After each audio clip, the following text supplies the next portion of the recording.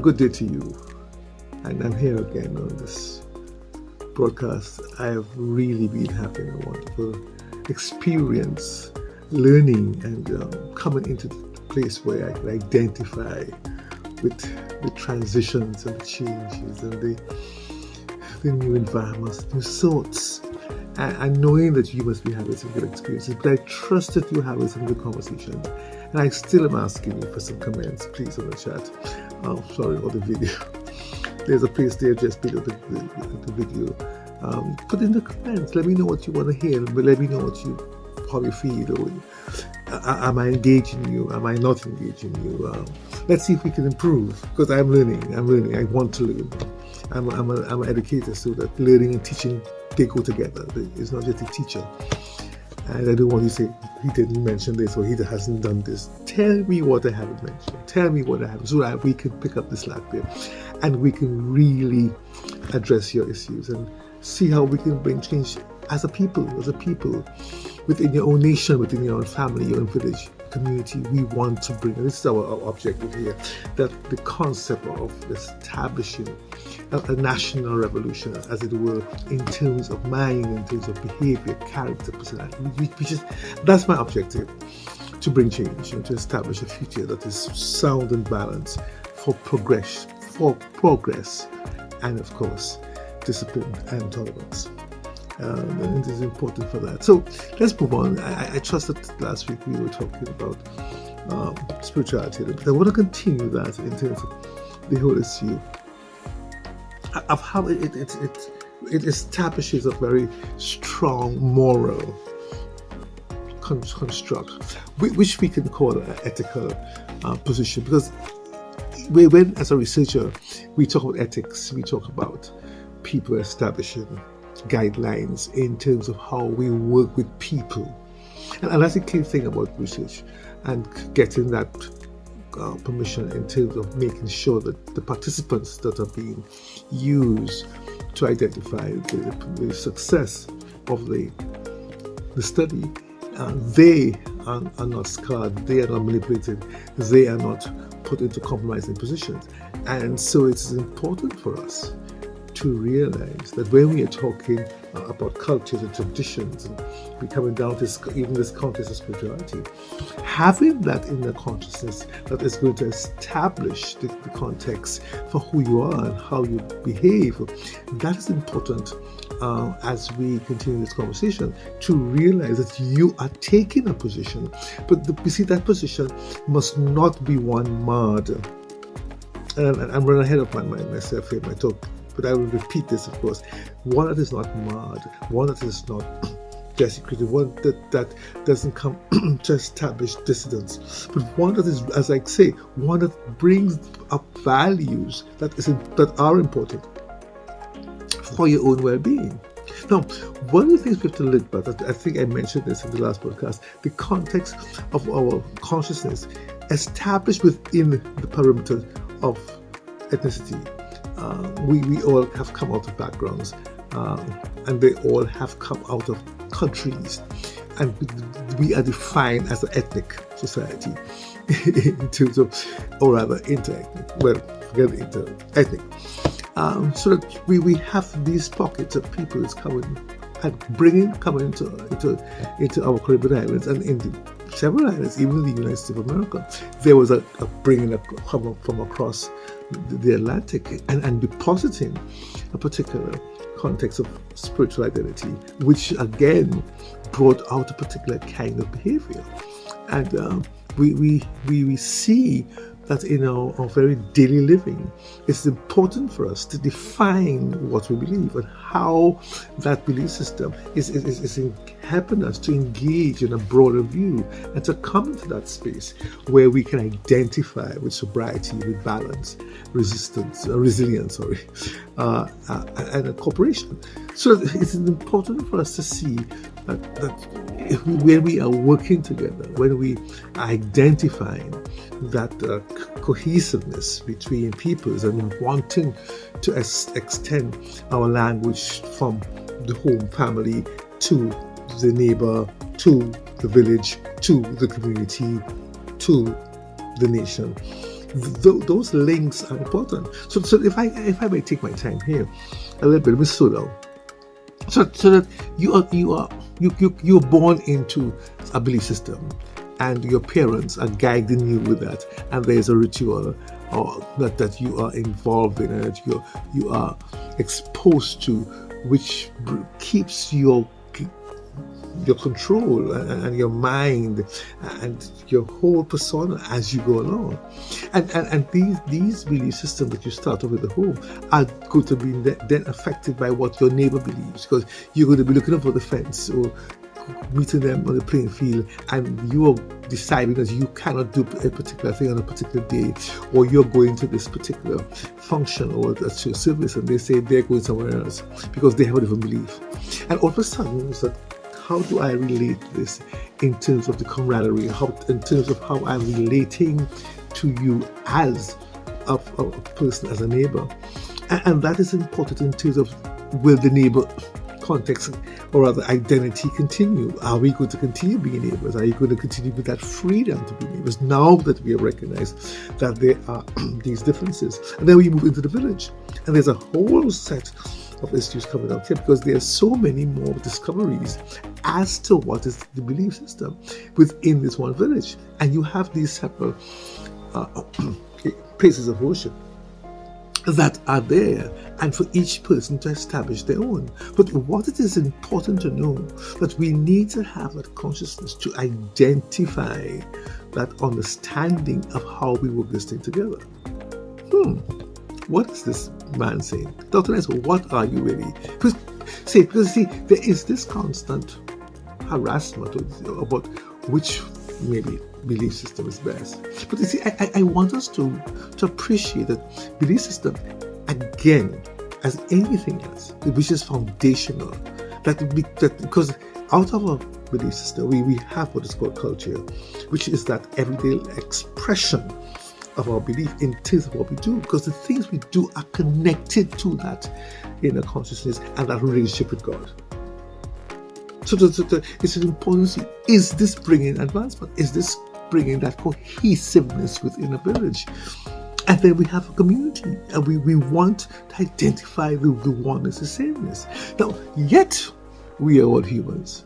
Yet I believe that we are all created in His image and likeness. Yet we have breath. Yet we are having a life, establishing family, establishing village, establishing community. How do we understand the evolution of generations? Because you see, if there's no family, there's going to be no village, no community. And that's essential for our belief. So how can I find myself establishing a belief system which detracts or takes away from that continuum of generations? And that is something to look at. What's going to happen to us next couple of years? Are we going to have people in the world according to your own belief system? Because one of the things that I'm concerned about is how we find, as humans, we seem to be the greatest enemies for each other. Because when you sit down and read the papers, your dailies, or you look at the television, and you're looking at all these news reels, it's humans killing humans. A human gets up one morning and decides, oh, I want your land. Oh, I don't like how you say, oh, you don't belong to this tribe, or you don't reach it, you have what I want, or you didn't pay me back my money. We just kill each other. We had COVID-19, and we were all upset about COVID-19, people dying.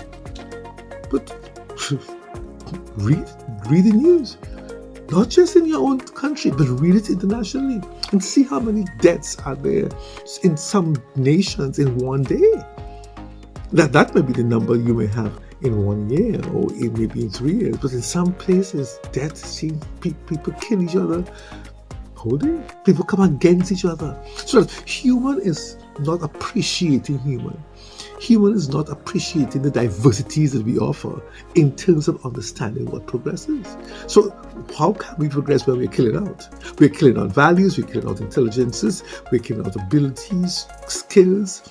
We are diminishing, we are depleting the resources that we need for the construction and the building and the establishing of our nations. We have to come to a sense of understanding that what we believe in is important for us to go forward and to make a difference within our communities. It is important for us to understand the ethical and the behavioral context, so that in terms of the fact that I am being guarded and I'm not being taken advantage of, or I am not being manipulated in terms of what I do, I still have to understand how is this taking me forward. When you read about massacre, like recently a guy comes up with a gun and just shoots it and kills 5 people. Wow. So we are creating fears. So that people do not want to go outside anymore. People do not want to maybe take a walk down the road or go to the mall because you don't know if you're going to come back home or leave where you're going. It's because there is this lack of consciousness out there as to the priority of life and the existence that is important for us. We need to really understand and to define this. So I want us to know that coming out of this, I'm hoping that when we leave community, of course, it's the nation, and everybody's moving forward. Let me pause here again. Like these pauses, I hope I unpause somewhere on the line. We talked about education in the last podcast, last or 2 podcasts, I think, maybe the last, but we have been talking about education, and we realized that it is the foundation of who we are. What it is about us that we don't see ourselves in terms of progress because of knowledge. Now, we have education in different spheres. The dynamics are wide and varied, of course.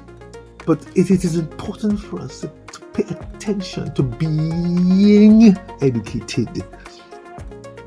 And I'm not talking about, as a friend was saying today, we're not talking about schooling. Oh, we rant and rave about that. We get all kinds of things about, putting a child in best school and making sure it's at the school.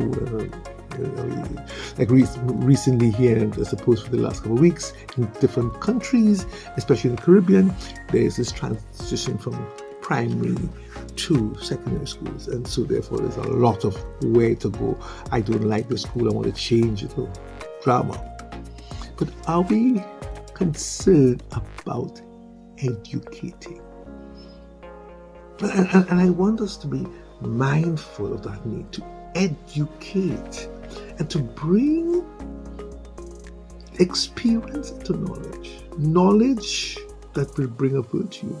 And that is so real for us in terms of understanding how I am. Now, when I growing up, knowledge came to me from my nurturing parents, using the finger, talking, giving instruction.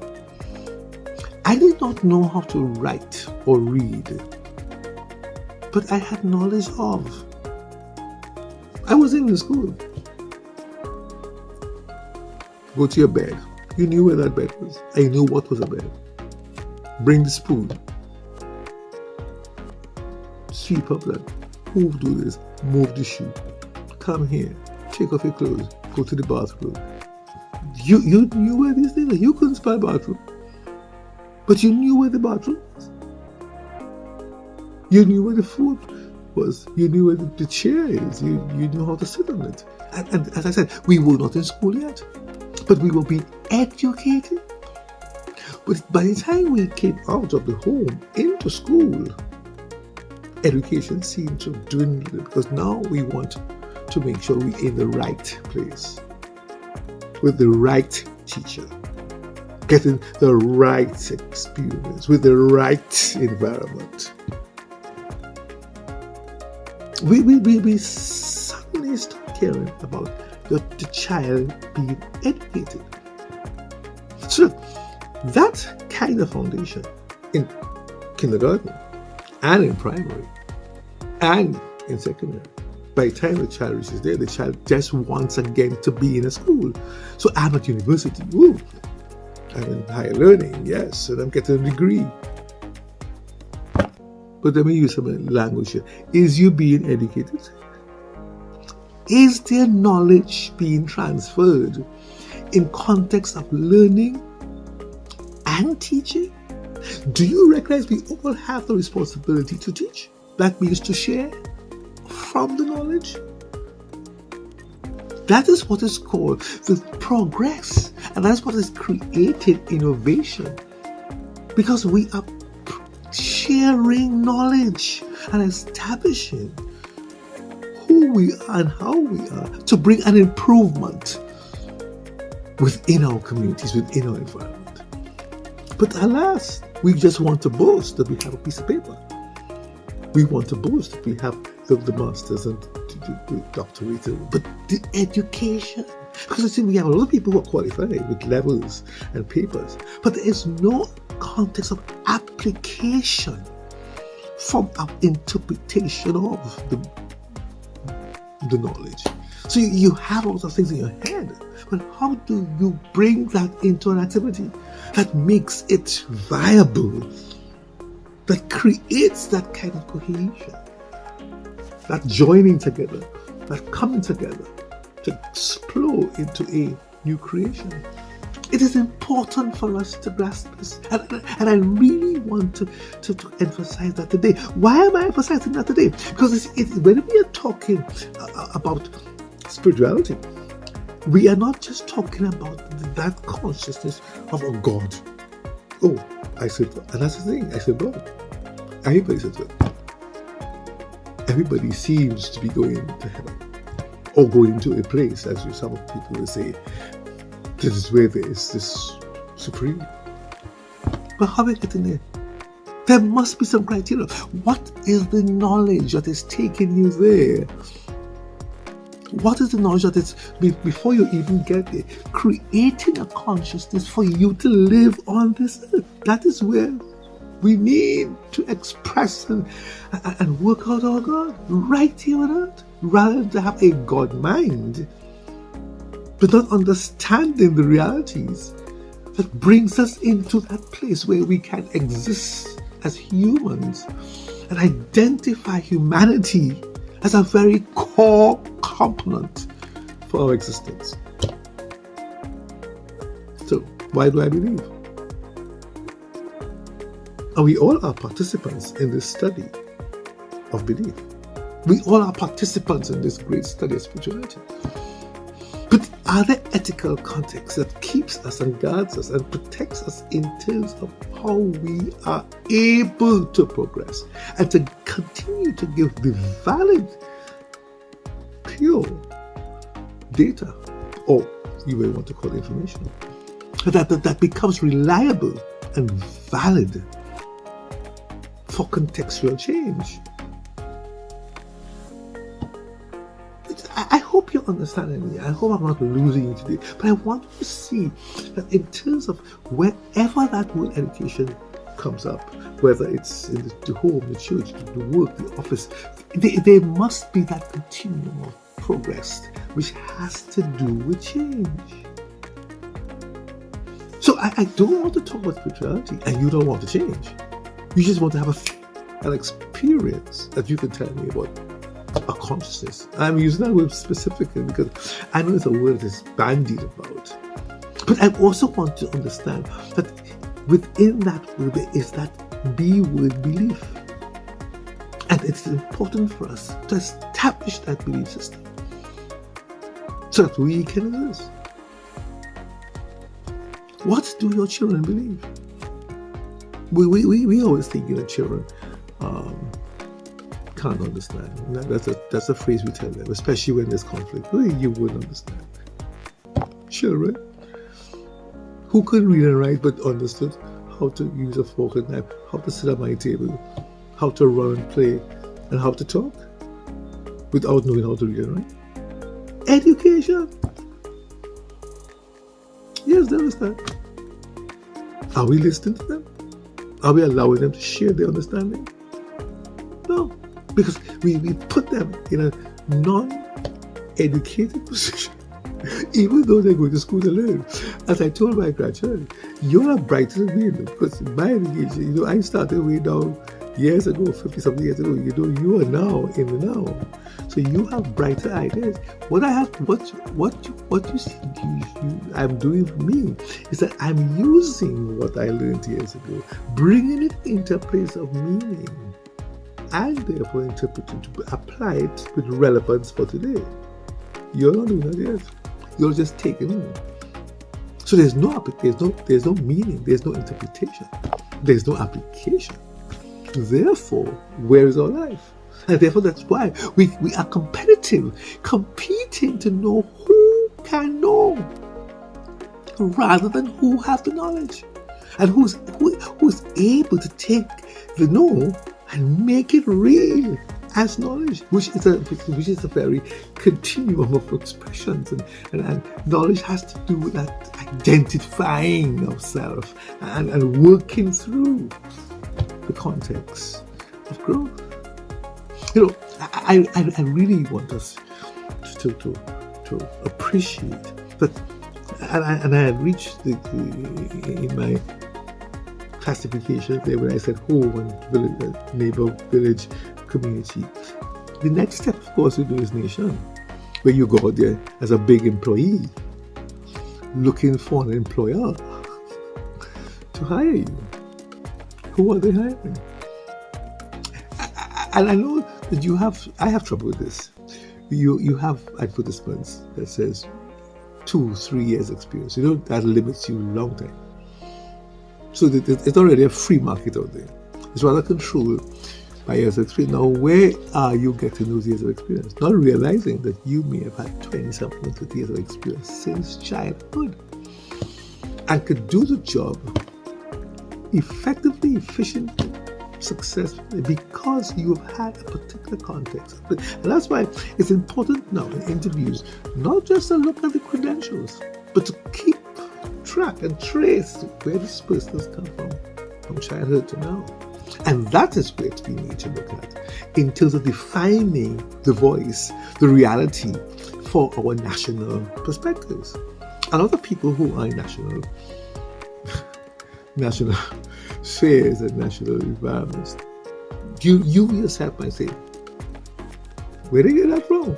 What are they talking about? We don't, because they may not have understood how. They may have had the kind of experiences, or even though they had it, they do not want to use it. They want to divide it and say, oh, call me by my title. I'm a titled man. No, you are not titled. You were running around and doing things without going to school. So you had education before you went to school. And we must understand that. So that is where I want us to come into that agreement. That in terms of fashioning and bringing the identity of who we are, we have to understand that education is not just about going to school. It's about a learning perspective. And I'm very happy of having this conversation today with one of my colleagues. Even I have shared this, but I've shared this several times before. Way back about when I did the series on parenting and learning. You saw where I really identified the fact that we need to pay attention to this finger, where we pointed to those children and said, "Come, sit. That's the share. That's the bread." But we stop having that intimacy in terms of bringing that nurturing context. But now we have to get back there and understand that in terms of where we're going, it's a belief system that is bringing us into this space. And that belief has to do with whatever belief system you have, there is the context of knowledge. Because you have to learn scriptures, you have to learn doctrines, you have to learn in order to know, so that you can behave. So I want us to be much more aware of the need for us to have a belief system, but that must be progressive in terms of making identities, making humans, making individuals, making peoples that are not just relative to themselves, but relative to public, and bringing that essence of togetherness and bringing that essence of growth and development and initiative and innovation because we're sharing with each other. I want us to remove from killing each other, from pulling down each other, from tearing, and really building, finding ways to edify and to cause growth within our nations. I'm going to shut down here. I'm going to close off, and I'm going to say to you, have a good week. And we're going to end this next broadcast, and we're going to make a little cap up there. But it's been great talking with you today, and I trust that you are going to understand that you need to be educated and how to learn it. I have another colleague who says you need to be educated, coming into the awareness of life, with all that you know, and to make it effective and, of course, relevant. God bless you. Dr. Naz, sign off at this point in time.